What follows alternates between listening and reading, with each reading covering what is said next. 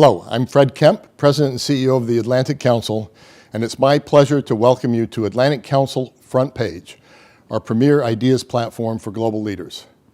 We're honored today to host Professor Ugur Sahin and Dr. Özlem Türeci, co-founders of BioNTech. The Atlantic Council will honor them on Wednesday evening this week in Washington, D.C., with our highest honor for business leaders, this year's Distinguished Business Leadership Award, for their cutting-edge work to address the COVID-19 pandemic. We'll at the same time honor their partner in this venture, Pfizer Chairman and CEO Albert Bourla. Together, they have overseen the development of the fastest approved vaccine in history, using messenger RNA technology, mRNA technology, that BioNTech pioneered to rapidly produce a life-saving vaccine that is being used around the world. The BioNTech Co-Founders story, and that of the creation of their vaccine, is a transatlantic success story of historic dimensions. The BioNTech founders are Germans of Turkish descent, and they partnered with an American company, Pfizer, run by Dr. Albert Bourla, an American CEO of Greek Jewish descent, to develop the vaccine. Their journey shows what can be accomplished when we work with partners around the world to address the greatest challenges of our day, and that is the Atlantic Council's mission. This interview will highlight not just the story of the vaccine, but how the technology behind it can be used to fight everything from the flu to cancer. And as both Professor Sahin and Dr. Türeci have said, this isn't just an issue of developing the technology to fight diseases, but about equitably distributing those advancements for the benefit of all.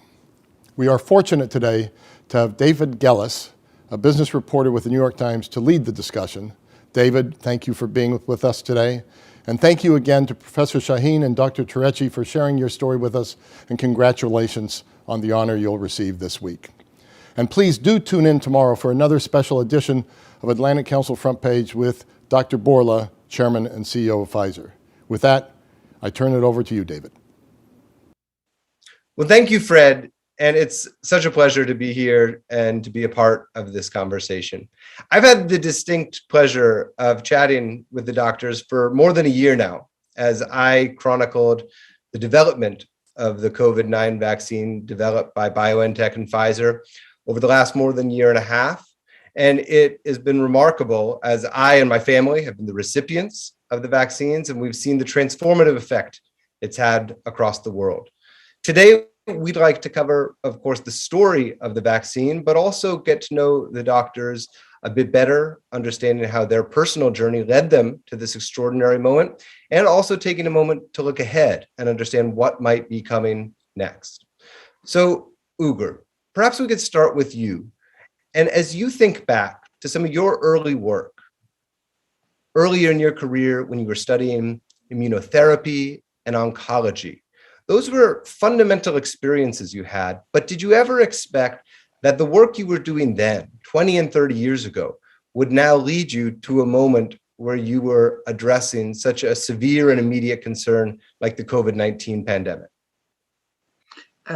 Definitively not, David. Our work started, my research started as a young immunologist, asking the question, how can we use the mechanisms of our immune system to fight cancer? So we wanted to develop cancer immunotherapies, and infectious disease was not on our focus when we started our work.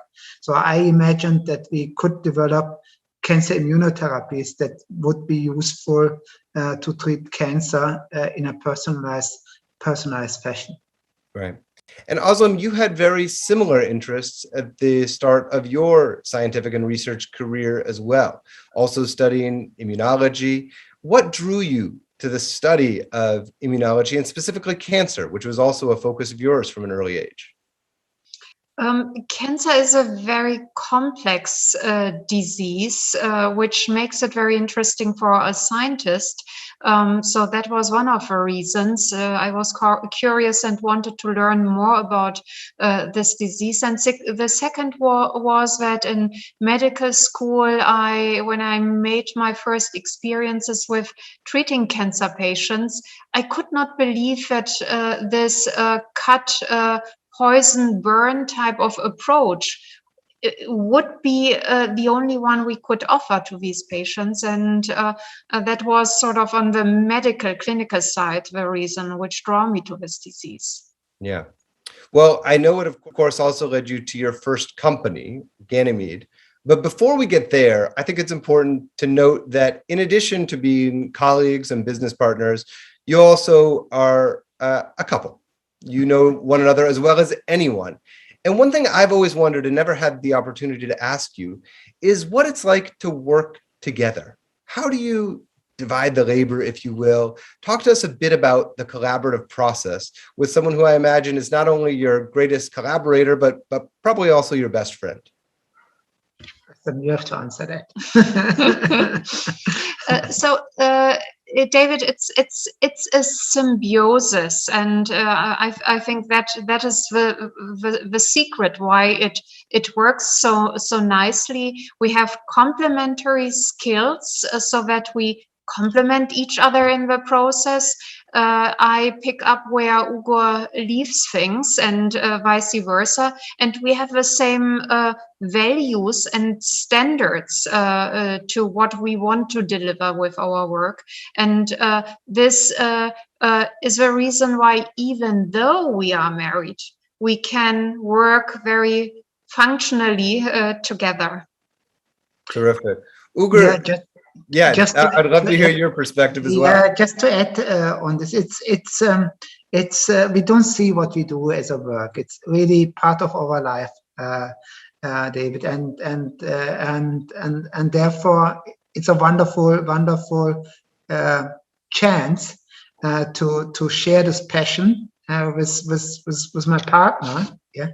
And to really every moment decide whether we continue to discuss a scientific topic, and sometimes we even have private topics, yeah. But we don't discriminate between life work balance. It's one thing.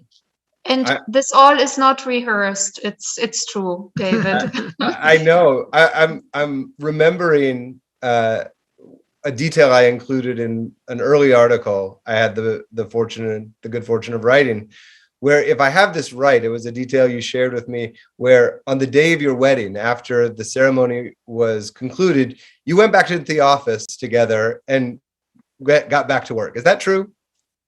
That's true, yes. That's terrific. That's terrific. Well, it's also worth mentioning your values. And I think, Ugur, you may have just alluded to them, but you, of course, in addition to sharing values, share a certain amount of heritage. Ugur, you were born in Turkey, and your father, if I remember, immigrated to Germany when you were 4 years old to take a job at a Ford factory. And Özlem, you were born in Germany to parents who were Turkish immigrants. How did that experience shape your individual and scientific careers, and also your partnership, perhaps?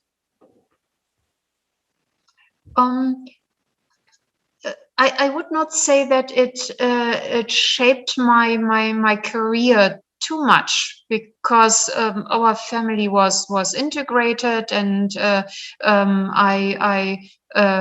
grew up in a way where I was I never faced any discrimination. At least this was what the way I felt.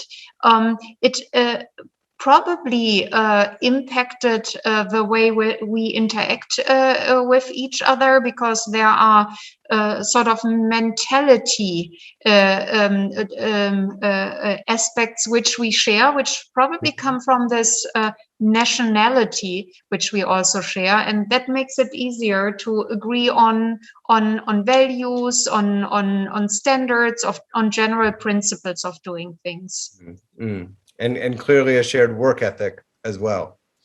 Let's fast forward now to 2008. By this point, your academic careers were both thriving. You had opportunities to teach, to do research. You had also found success with your first company, Ganymede Pharmaceuticals, which was focused, if I have it right, on monoclonal antibodies and their potential to help cancer patients. But then you decided to do something relatively radical. you decided to put that aside and create this new company, BioNTech. What was behind that decision? What gave you the conviction to walk away from what was obviously a fair amount of success in the realm you were already enjoying and go for this even more ambitious target? Yeah, it is. It is at the end of the day, it was very consistent with our vision from the very beginning. Our vision was to enable the development of what we call individualized immunotherapies, and the idea behind that is that every cancer is different and every patient has a different cancer. And the way how we are treating cancer patients today is we are trying to find an existing drug and hope that this existing drug will be able to help this patient with a unique cancer. Yeah, mm-hmm. We believe that the fundamental scientific challenge behind the failure of cancer treatments is that we disregard this complexity, and therefore we were interested in developing technologies that allow us to make tailored immunotherapies. We accomplished that in the academic setting, so that means we found a potential solution to solve this challenge. But it was very clear to us that we could not continue our work in the academic setting because you have to translate it. You have to bring it into clinical testing. You have to connect that to pharmaceutical development, which of course means millions and many millions of investment. Mm-hmm. And therefore, it was just a consequence to move ahead and start a second company, which is dedicated for the development of individually tailored treatment. So when it came time to start this company, you mentioned the need to also identify the appropriate technology. And of course, you landed on mRNA as one of the tools that could potentially deliver this radical new vision of truly tailored, customized medicine. What was it about the mRNA technology that you saw even then, even though we didn't have an mRNA vaccine that was in the wild yet and that was proven effective, that gave you the conviction that it might be the right tool for you? This conviction actually came very early in the late 1990s. So many years before we even founded BioNTech.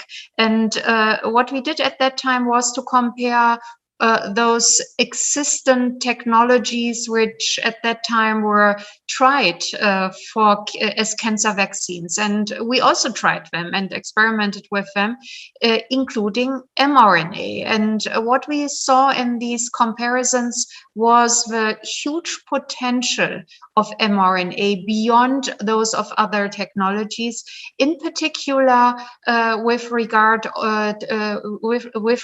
its versatility. So the many things you could do with it if you would optimize it, and that was then the work of many years which followed. And what we also saw was the manufacturing or production aspect, that it could be feasible to be very fast with the production, and that's a very and at low cost of goods if optimized, and that's a very important aspect to for making personalized approaches, which is customized on demand production of an innovative treatment viable. And these were the reasons why we first invested many years into this, which only was a vision at that time, namely optimizing for all this potential, and it worked out. In addition to the work you were already pursuing at BioNTech, Ugur, in 2018, you made remarks at a conference that I was able to find where you thought beyond the potential for mRNA technology and what it might do for cancer. And you also addressed what it might one day do in the event of a truly global pandemic. What gave you the confidence and the vision to think even back then that this technology could potentially be used for something, although we didn't have a name for it then, like COVID? Yeah, at that time point in 2018, we had already a lot of progress in the cancer field, in our personalized cancer vaccines. We had treated hundreds of patients at that time point with our personalized cancer vaccine approach and accomplished to make vaccines within a few weeks, and have seen in cancer patients that this tailored vaccines induce strong immune responses. So the question was, what could be the utility of such a technology for the infectious disease field? And we believe that the utility would be to respond quickly to a newly emerging virus, for example, in the case of an epidemic. And that was just a theoretical case that I was referring to. But at that moment, of course, I didn't know that this could become reality 2 years later. Yeah. So then let's pick up at that moment. I think it was early January of 2020. You read this famous article in The Lancet. Will you tell us what you had been thinking in the previous weeks, when I suspect you may have been hearing about what was happening in China and the emergence, the early cases of COVID-19, and then what both of you experienced when you saw that journal article? Yeah, so in mid-January, I heard that there is a new outbreak in China with an SARS type virus, and I was not concerned at that time point because we knew from the past that every year there is a new outbreak with a new virus strain, and I was not concerned. I just thought that this is going to happen, and then it will be controlled in the coming weeks or months. But on this Friday, on January 24th, there was an article.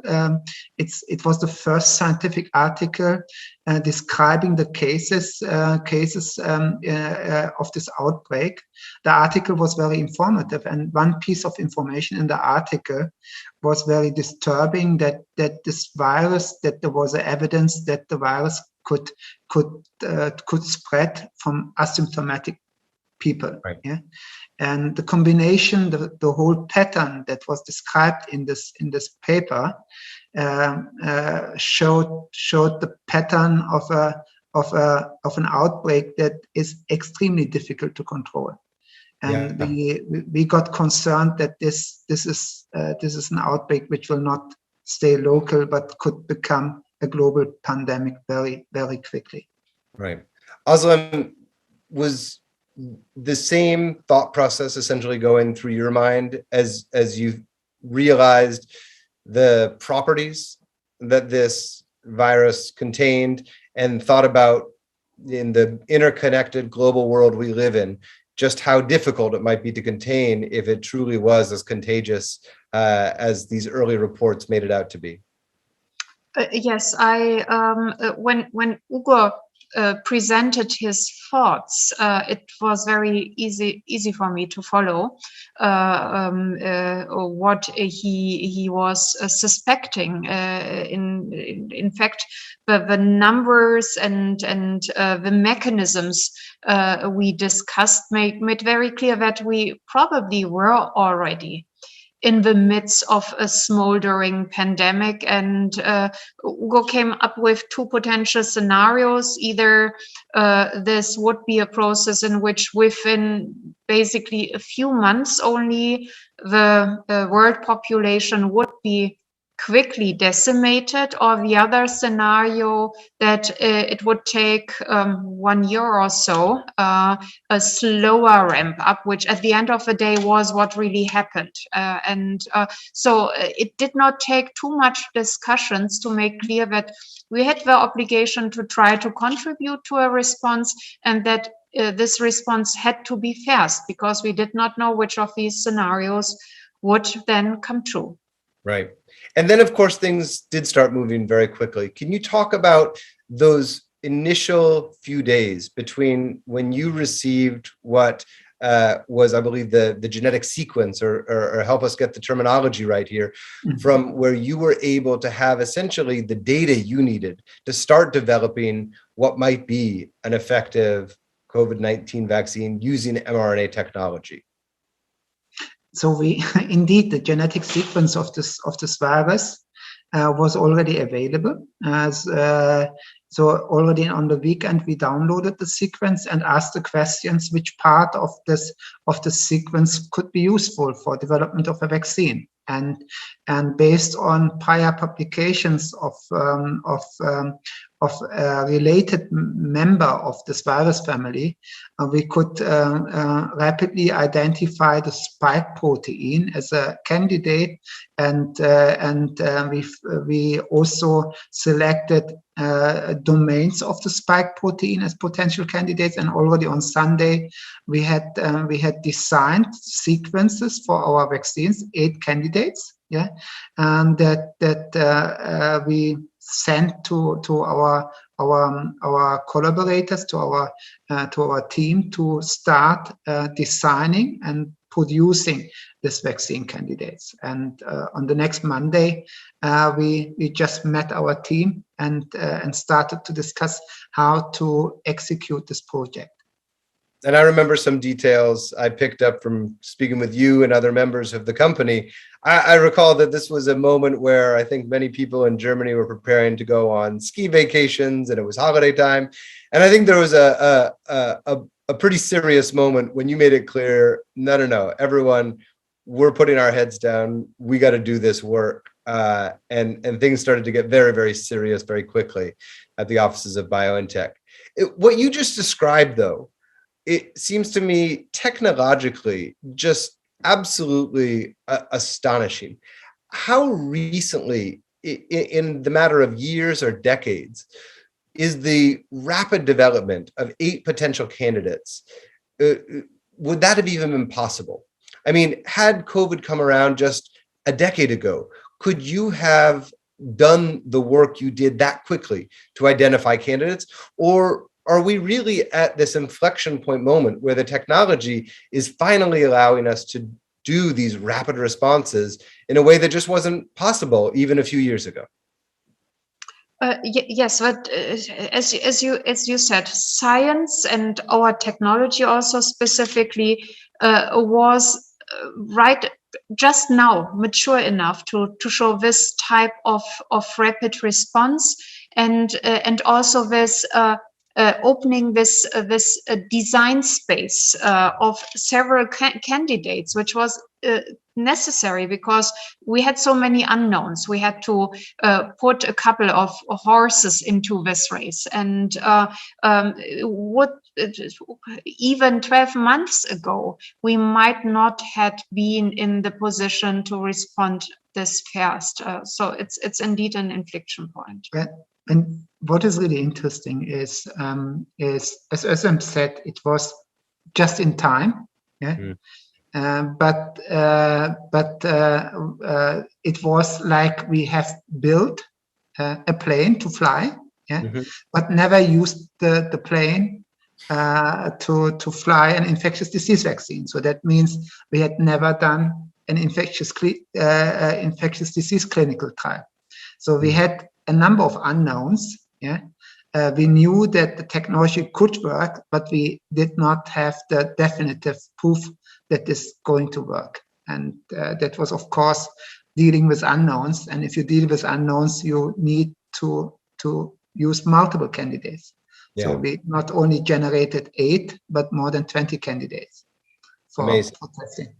Amazing. Well, we've all benefited from the opportune timing that you just described. At the same time, you were then whittling it down from 20 candidates to 8 candidates to, I believe there were 3 sort of finalists. You also, around this same time, we're now in the February, March, April timeframe of last year, establishing your relationship with Pfizer. You had already been working with Pfizer on an influenza vaccine. Talk to us briefly about the foundations of that partnership and what it meant that you already had inroads with a global company like Pfizer at this critical moment? As you pointed out, we were already working with Pfizer. Our flu partnership started in 2018. It was still at the preclinical stage, but even though it was just 1.5 years working together, we already had a very good understanding of the capabilities of our partner. We knew everyone in the different teams, and this was very important, knew that the values were in sync. We had the same values, and in particular, this being driven by scientific data. And that was a very good foundation for us after we very quickly understood that this project Lightspeed would very fast come to a point where we would need a global partner. Mm-hmm. It was very clear that Pfizer would be definitely the preferred one. And we approached them, and they were open to work with us. And I recall, if I have this right, that even months into the clinical trials, the paperwork, I think, still was not officially signed. That it was you all were operating on something of a handshake deal for many months there. Which I think, again, speaks to what you just alluded to, is this trust, this alignment of values, which was quite extraordinary. That summer, though, there was still no guarantee that this would work. I know you had some confidence. I know the data was potentially promising, but you still, of course, had to go through the clinical trials. What was the most difficult part of that summer and fall of 2020 as the clinical trials proceeded with haste, of course, but still at a judicious pace, as I think Albert told me, the speed of science, and you still had to get to that place where the data told you what we all hoped we would find. What was the most difficult part of the clinical trials and the waiting? Yeah, so one really difficult aspect was the selection of the phase 3 clinical candidate. You can start with 20 candidates, but at the end of the day, you have to decide and select the one which will go into the phase 3 clinical trial. And even until almost end of July, we had 2 candidates which were in the race, and we had to make a decision. And actually, the data supporting the decision making came in just on July 24th. And we had a meeting with the colleagues from Pfizer on the same day, discussing all data, and made a decision to select BNT162b2 as a candidate. And a few days ago, the preferred candidate was another one. So it was a surprise to the whole team and to the world that we had just selected a candidate for the phase 3 clinical trial, which came in with even better data. And then we had, of course, when the phase 3 clinical trial started, we had to wait to get the data. This is a double-blind clinical trial, so that means half of the trial participants got the vaccine, and the other half got placebo. And we didn't, of course, until the day of evaluation, we didn't know which whether the vaccine would be effective, whether it would be able to prevent infections in a reasonable manner. And vaccines, as we now know, I think the world has become much more familiar with vaccines over the last 20 months. Some would consider a vaccine with 60% efficacy a success, 70% efficacy a real success. What was your reaction when, I think it was almost exactly a year ago, this week, if I have the timing right, that you saw the data that it was well over 90% effective? Yes, it was an unbelievable moment when we got this data, and you have to imagine it was on a Sunday, and we knew that in the afternoon we would get the data, and up to that point there was no way of knowing whether we would see any efficacy at all, or whether placebo and vaccine would show the same result. So it was a scary day, yeah, and then we heard from Albert that yes, there is efficacy, the vaccine works, and it's 95%, which was first unbelievable, and thereafter just wonderful to hear. Yeah, we felt blessed. And a lot of people would go out and hit the town and be drinking champagne. How did you two celebrate? So we were in a lockdown, so that was not on the table, this option. We treated us with a cup of tea. Very good. Very, very in character, given all that we've generously gotten to know about you. So I want to briefly talk about what has happened in the year since. You talked about the potential for mRNA to be rapidly produced and scaled up. And we know that millions of people have now acquired doses of the BioNTech Pfizer vaccine. But we also know, and my reporting bore this out, that the production was not entirely without its hiccups. What were the major challenges of scaling up the production of the BioNTech Pfizer vaccine, especially in those critical first months? So usually, if you develop a vaccine, you start preparing the manufacturing of the vaccine about two to 3 years before the vaccine reaches the market. So that means the team has a lot of time to improve the manufacturing process, to adapt the details, to scale up the production capacities. And when we started our project in January 2020, we knew that we don't have this time of 3 years. So we really wanted not only to get an effective and safe vaccine, but enable manufacturing and supply of the vaccine worldwide.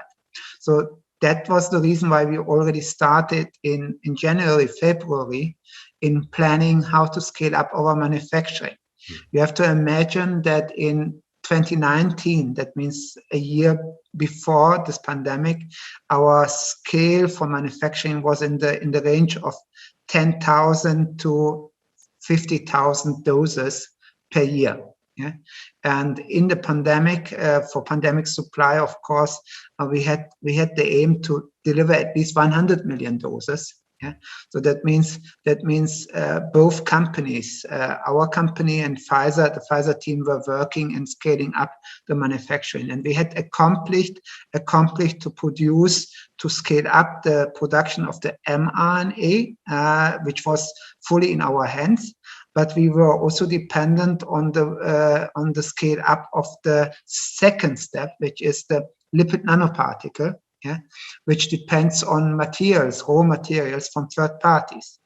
And during the last step of the scale-up process, we realized that one of the components, one of the lipids, does not have the quality required to manufacture for supply. So that means the team were working day and night for several weeks to identify the root cause and find a solution for that.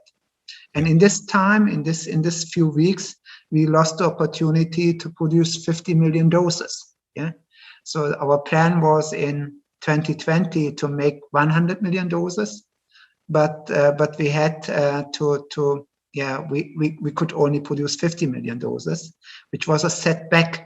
But later on, we were able to manage that and to even further increase our manufacturing capacity. And today, how many people around the world have now benefited from the BioNTech Pfizer vaccine? We produced in the meantime 1.8 billion doses that were already delivered. And so we managed to supply about 150 countries and regions worldwide.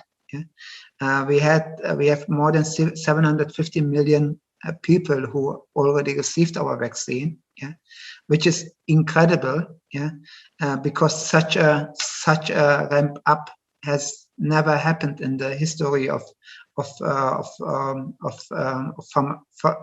pharmaceuticals, and it just shows how incredible and accomplishment of our teams, but also with support of collaboration partners is extraordinary, and we've all benefited from it.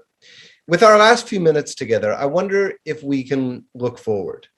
Clearly, the pandemic is not over. I know the teams at BioNTech and Pfizer are still working extraordinarily hard to increase the supply and make sure everyone who wants and is eligible for a vaccine has easy access to it.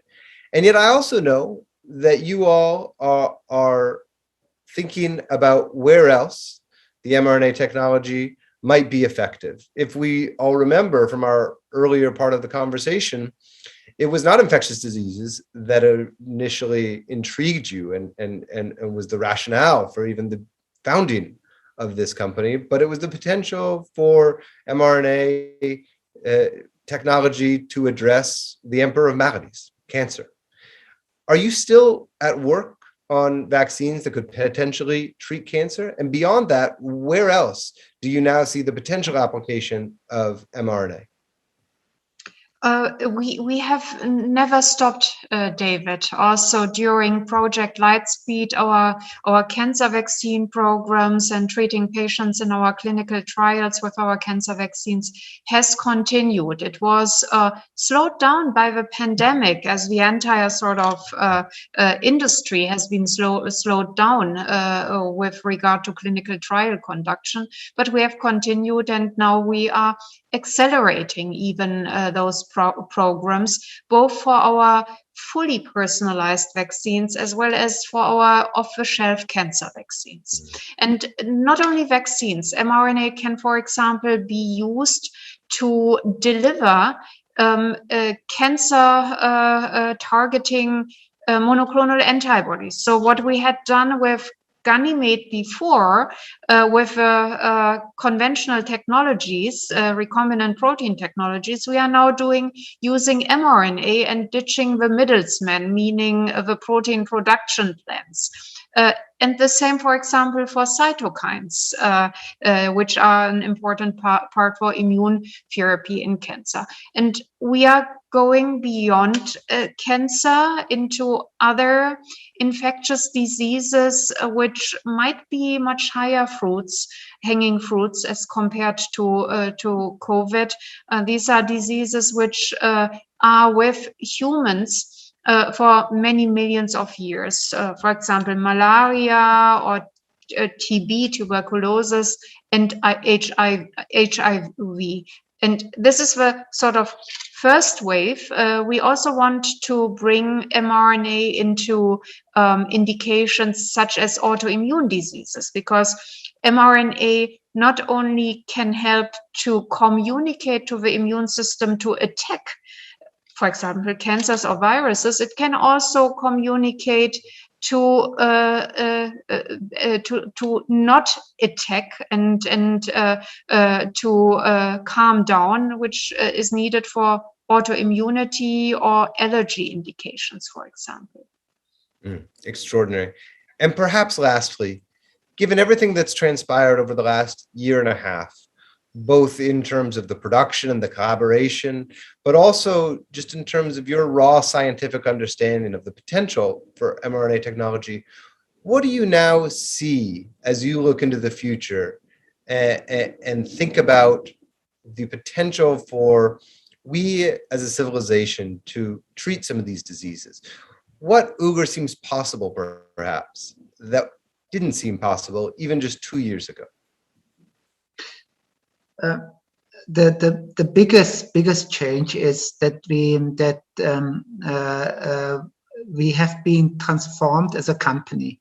So we had of course a bold vision to develop personalized cancer immunotherapies, but the innovation of mRNA goes beyond cancer. It is actually what we believe the most important medical progress or medical technology progress in the last 40 years.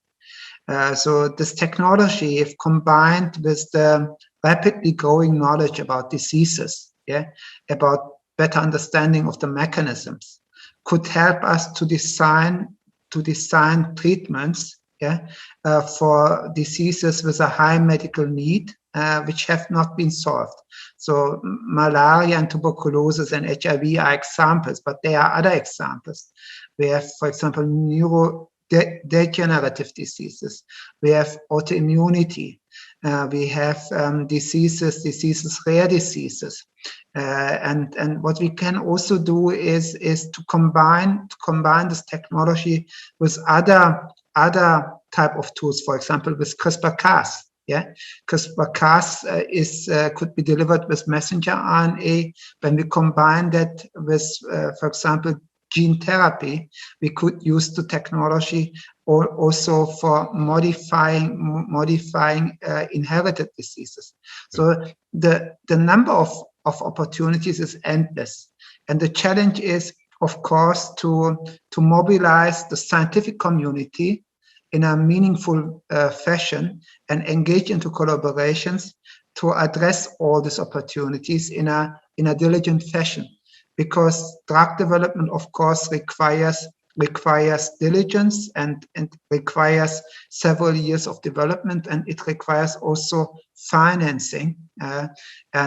So we have a lot of opportunities, but there are also a number of challenges ahead to increase productivity of research in the field. Well, that's an extraordinary vision for what might be coming in the years ahead. And I know on behalf of the Atlantic Council, myself, and so many more, we're extraordinarily grateful for all the work both of you have done, that your colleagues have done, and we're excited that you're committed to continuing this work in the years ahead. Thank you very much. Thank you, David. Thank you, David. And stay tuned, if you will, for Fred's interview with Albert Bourla, the CEO of Pfizer, which I believe will happen tomorrow at the very same time. Thank you again all, and congratulations again. Thank you.